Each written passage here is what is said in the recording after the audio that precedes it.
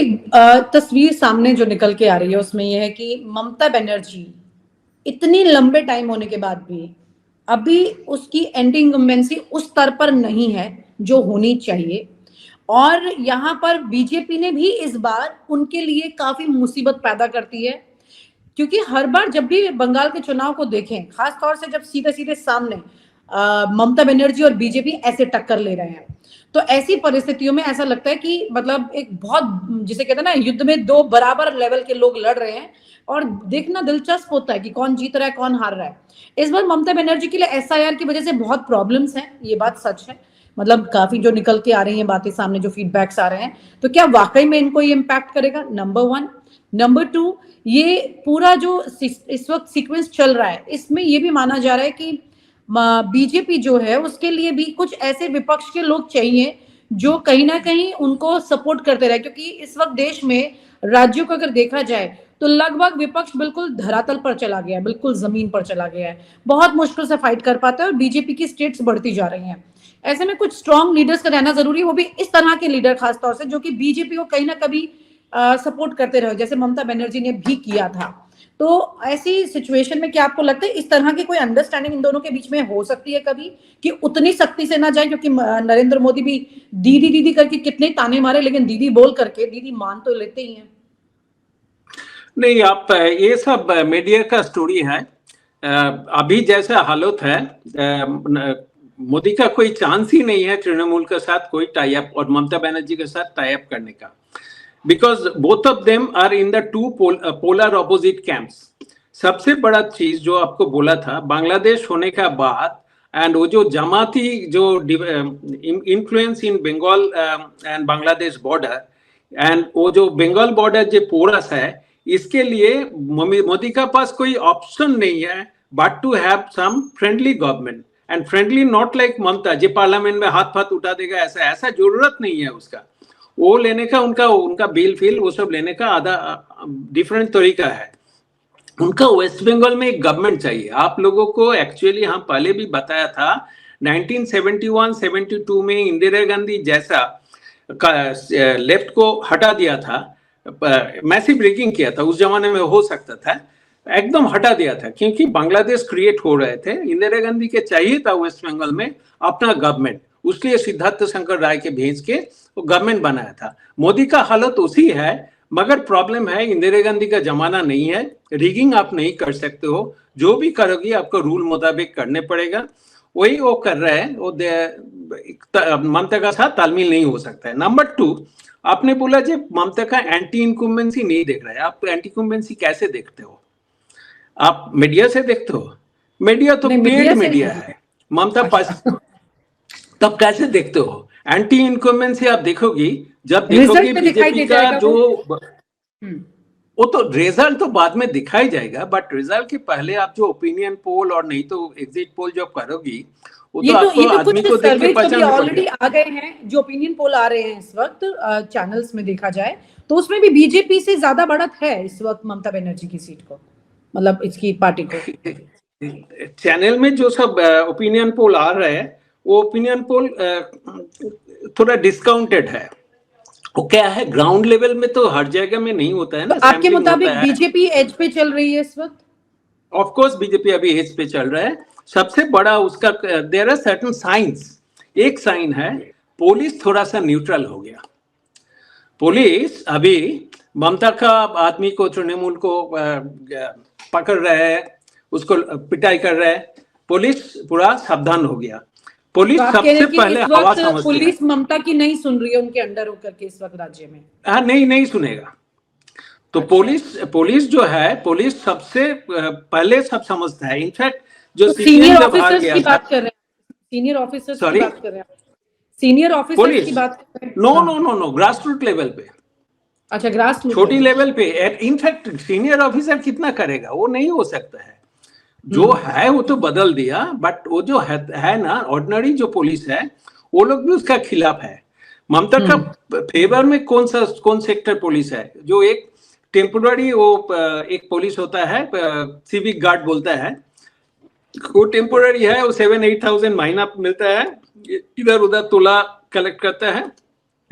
वो सब party cadre ही normally होता है। उसका कुछ आदमी है जो क्या बोलता है, वो सब ममता के फेवर में अभी भी है, मगर उसका प्रॉब्लम है उन लोगों का बॉस जो है, जो एक्चुअल पुलिस है ऑफिसर, और नहीं तो कांस्टेबल और एनीथिंग, तो वो लोग तो इसका साथ नहीं है ना। अभी वो लोग भी न्यूट्रल होने का कोशिश कर रहे हैं, क्योंकि वो लोग को नौकरी बचाना है, जो पैसा कमाया वो भी बचाना है, तो उन लोगों का सो ये इससे समझ जाओगी। दूसरा चीज जो होता है, बीजेपी का जो कैंपेन करता है, इवन ऑर्डिनरी पीपल भी, ऑर्डिनरी लीडर, ज्यादा तगड़ा लीडर नहीं है। एक लड़का वो जर्नलिस्ट था, मीडिया टीवी जर्नलिस्ट, बूम लेकर इधर उधर घूमता था, वो एक कंस्टिट्यूएंसी में आया है, वो जहां जहां कैंपेन कर रहा है उसके पीछे पीछे लोग आ रहे हैं, उसको पीछे गांव का आदमी आके उसको 5-10 रुपया देता है to support him for his election hearing.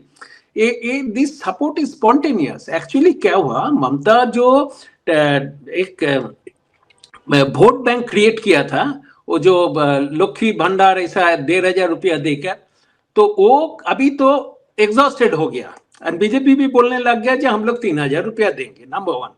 Number 2, ममता ने मेरे ख्याल से एक बहुत बड़ा गलती किया। ममता चुनाव के थोड़ा पहले, और जब उसका गवर्नमेंट था, चुनाव अनाउंसमेंट के पहले, वो एक बेकार भाता, अनएम्प्लॉयमेंट अलाउंस देने का चालू किया। उसमें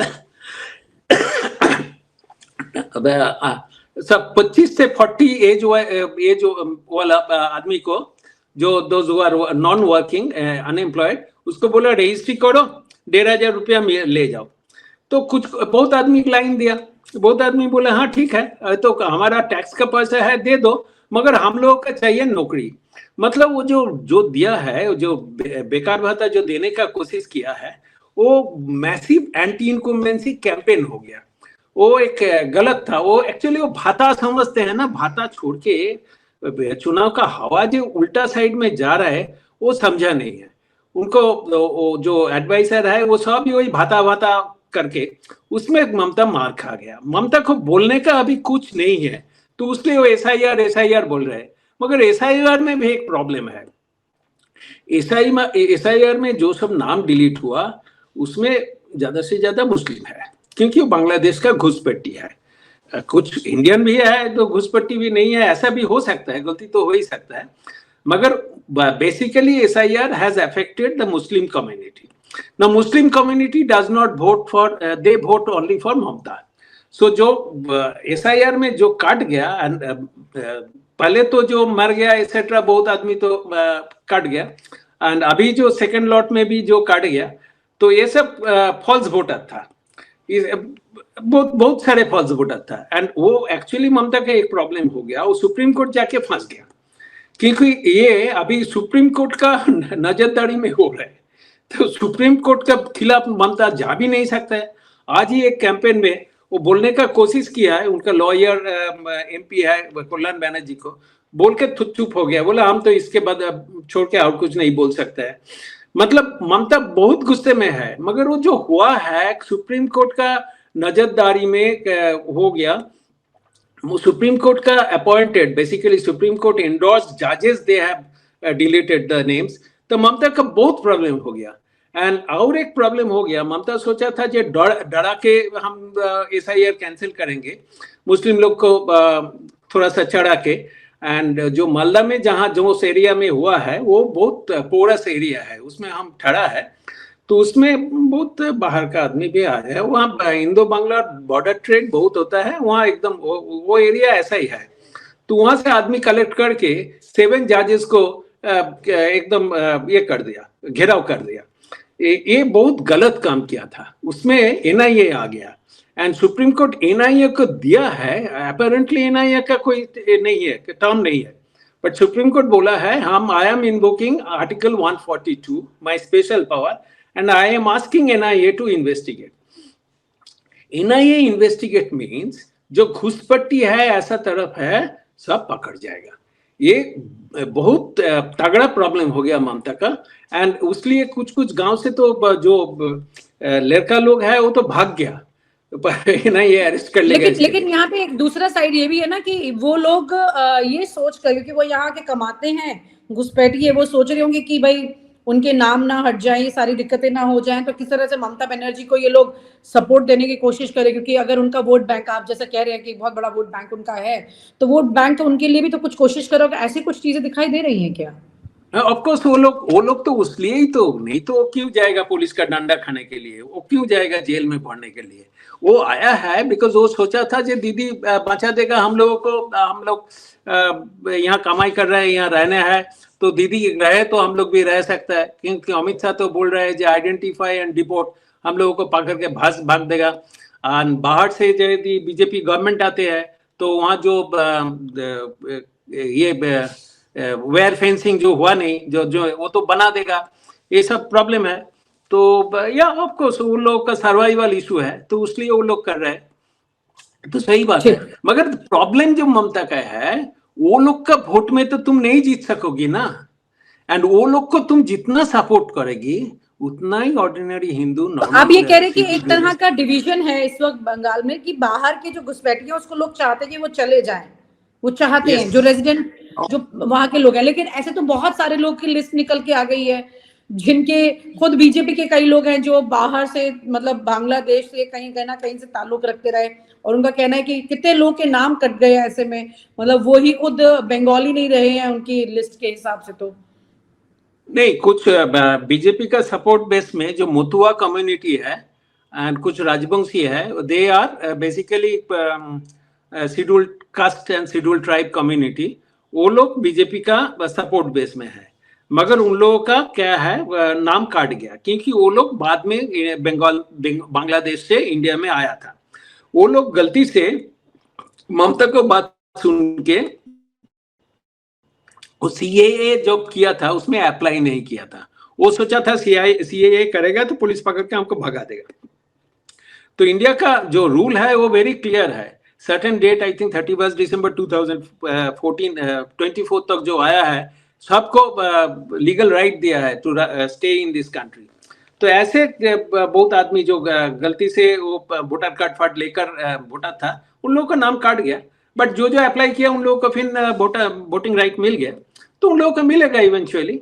बट उसमें बीजेपी का इतना फर्क नहीं पड़ेगा, क्योंकि उसमें तो कुछ ना कुछ आदमी जो लोग फॉल्स वोटर कार्ड लेकर वोट देते थे, वो तो ममता को ही वोट देते थे ना, वो बीजेपी के तो सपोर्ट बेस हो सकता है, तो ऐसा नहीं देते थे। तो थोड़ा बहुत दिक्कत हो सकता है बीजेपी का, बट वो इतना ज्यादा दिक्कत नहीं है। सबसे बड़ा प्रॉब्लम जो पहले बताया था मेरे को, बेसिकली जो डोमिसाइल मुस्लिम है इंडिया बंगाल में, वो लोग भी चाहते हैं बांग्लादेश से जो आते हैं उसको भगाओ। एंड रोहिंग्या भी है, रोहिंग्या तो इट्स अ डिफिकल्ट कम्युनिटी, तो एक चाहते हैं। As a matter of fact, उसलिए शुभेंदु अधिकारी जो नंदीग्राम में मुस्लिम एरिया में जब कैंपेन करने के लिए गया था, उससे मुस्लिम लोग उनको ये किया था, मैंने मतलब उसको माला फला चढ़ाया था उसके ऊपर।